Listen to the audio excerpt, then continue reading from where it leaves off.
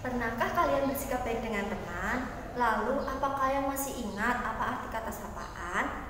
Dan, pernahkah kalian membuat karya patung imajinatif? Bila belum, ayo kita belajar bersama ya anak-anak. Selamat menyaksikan.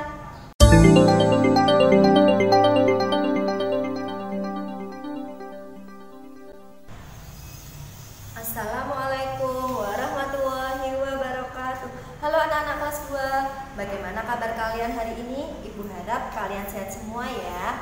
Hari ini belajar bersama Bu Rina tema 7, kebersamaan, subtema 3, pembelajaran 5 dan 6. Marilah kita berdoa terlebih dahulu ya anak-anak. Berdoa mulai. Selesai. Baiklah anak-anak, hari ini Ibu akan sampaikan tujuan pembelajaran. Yang pertama, dengan mengamati gambar dan isi teks, siswa dapat menyebutkan sikap baik terhadap teman. 2. Dengan mencermati gambar dan isi teks, siswa dapat menuliskan kata sapaan dalam percakapan. 3. Dengan memperhatikan gambar dan penjelasan guru, siswa dapat menyajikan pecahan 1/2, 1/3, dan 1/4 pada benda konkret. 4. Dengan memperhatikan gambar dan penjelasan guru, siswa dapat membuat karya patung imajinatif. Hari ini Ibu akan bercerita. Dengarkan baik-baik ya anak-anak sambil lihat gambar.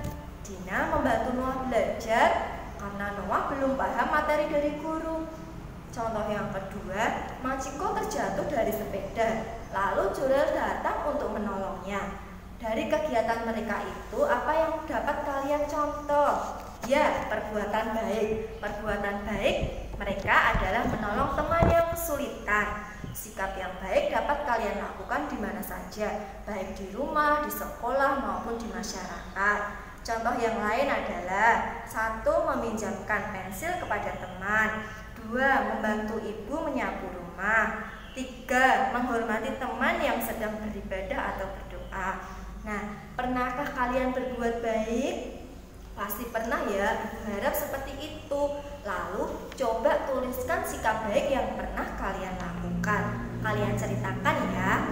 Kemudian, sikap yang baik kepada semua orang itu harus kalian lakukan tanpa membeda-bedakan teman ya. Baik itu beda agama, beda warna kulit, beda suku. Nah, sikap yang baik dapat kalian ungkapkan dengan kata sapaan yang baik. Kalian pasti pernah saling menyapa dengan teman yang lain kan? Masih ingat apa arti kata sapaan? Ya, kata sapaan adalah kata yang digunakan untuk menyapa atau menegur orang lain saat berbicara langsung. Bentuk kata sapaan ada 4. Yang pertama, nama diri dengan memanggil nama orang tersebut. Contohnya Siti, Dayu. 2. Nama panggilan keluarga, kata yang biasa kalian gunakan saat di lingkungan rumah. Contohnya ayah, ibu, kakak, adik. 3. Nama gelar atau profesi, dengan artinya nama jabatan atau julukan dengan seseorang, yaitu contohnya para dokter, pak guru, pak polisi, dan yang lain. Yang keempat, nama pelaku atau peserta, kata yang biasa digunakan untuk memanggil orang dalam suatu kegiatan. Contohnya seperti penonton, pendengar. Nah, lalu cermati percakapan di atas. Itu percakapan antara Siti dan Dayu. Mereka saling menyapa satu sama lain. Selamat pagi Dayu. Siti, selamat pagi juga. Ayo nanti pulang sekolah kita bermain. Baik, nanti saya akan mengajak teman-teman. Nah, dari percakapan di atas, kata sapaan apa yang mereka gunakan? Anak-anak ada yang tahu? Ya, mereka menggunakan kata sapaan nama diri dengan memanggil nama Siti dan Dayu. Contoh yang kedua, perhatikan teks percakapan itu. Percakapan itu antara Pak Dokter, Pak Guru, dan siswa. Selamat siang dokter, selamat siang Pak, ada yang bisa saya bantu? Dokter, tolong bantu siswa saya, apa yang terjadi? Lalu Tony menjawab, Made terjatuh dan lututnya terluka dokter. Baiklah, saya periksa terlebih dahulu ya nak. Nah, dari percakapan di atas, kata sapaan apa yang mereka gunakan? Mereka menggunakan kata dokter. Dokter merupakan nama jabatan atau profesi. Dengan menggunakan kata made, berarti menggunakan nama panggilan diri. sendiri. Sudah? Lalu sebagai latihan di rumah, kalian coba tulis percakapan kalian dengan menggunakan kata sapaan ya anak-anak. Siti dan Dayu bermain di halaman. Mereka bermain berburu hewan.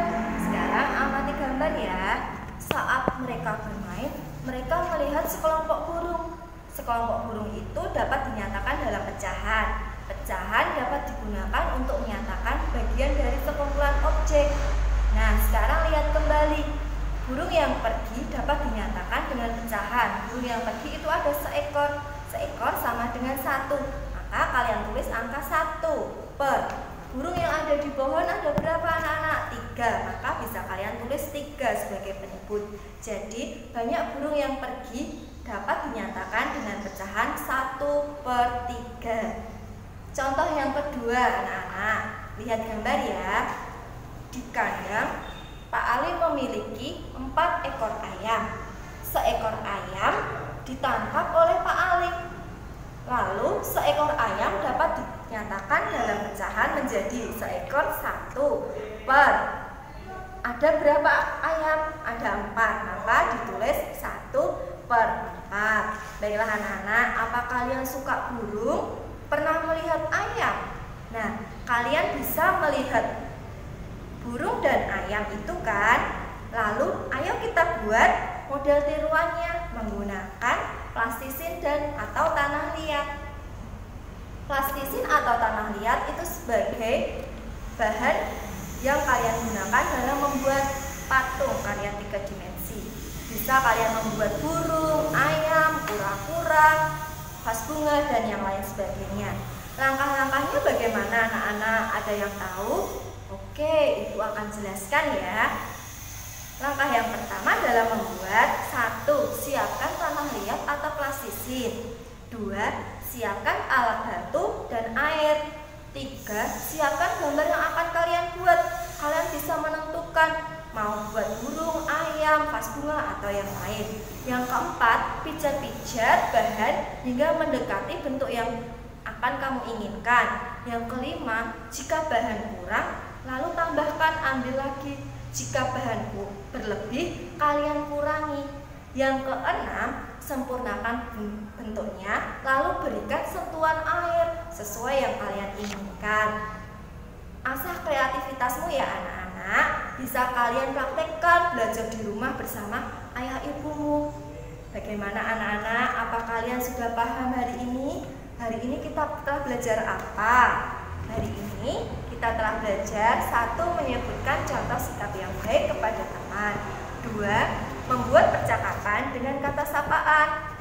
3. Menyajikan pecahan 1 per 2, 1 per 3, dan 1 per 4 pada benda konkret. 4. Membuat karya patung imajinatif. Setelah kalian belajar, coba sekarang kalian berlatih mengerjakan ya anak-anak, mengerjakan tugas di atas ini. Lalu hasilnya dikirim ke Bapak Ibu Guru supaya Bapak Ibu Guru tahu perkembangan belajar kalian anak-anak di rumah. Demikian pembelajaran kita hari ini. Semoga bermanfaat ya anak-anak. Ibu Rina mohon maaf apabila ada tutur kata yang salah. Pesan Ibu, patuhi orang tua di rumah ya. Tetap semangat dalam belajar. Patuhi protokol kesehatan. Terima kasih untuk ayah dan bunda yang telah mendampingi putra-putrinya dalam belajar di rumah. Terima kasih, semoga bermanfaat. Wassalamualaikum warahmatullahi wabarakatuh.